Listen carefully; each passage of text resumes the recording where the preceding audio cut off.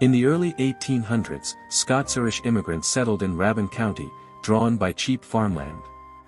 The area that would become Sky Valley, originally known as Mud Creek Valley, was sparsely populated and part of a poor, isolated region.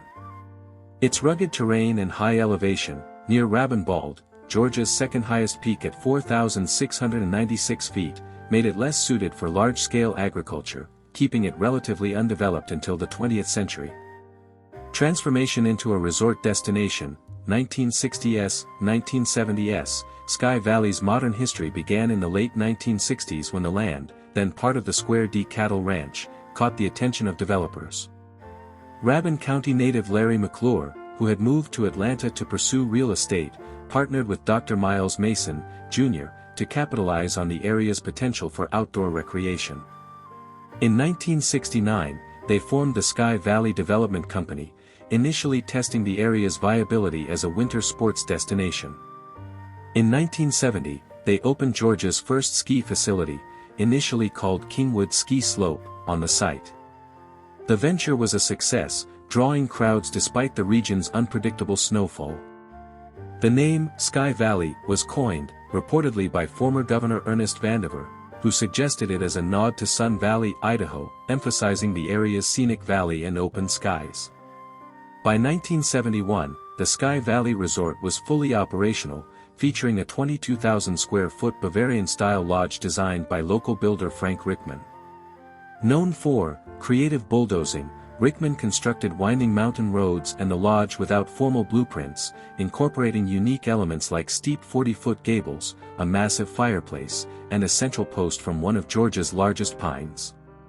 The resort employed Austrian ski instructors, who doubled as entertainers, adding an alpine flair with yodeling and music.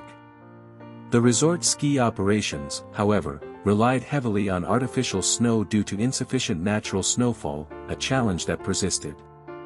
Alongside skiing, the developers expanded amenities to attract year-round visitors, including the Sky Valley Country Club with a championship golf course designed by Bill Watts in 1971. The golf course, set amid stunning mountain views, became a centerpiece of the community. Incorporation and economic challenges, 1978 to 2000s, Sky Valley was incorporated as a city in March 1978, becoming Georgia's highest and northernmost municipality, with its northern boundary at the Georgia-North Carolina state line. Larry McClure served as the first mayor.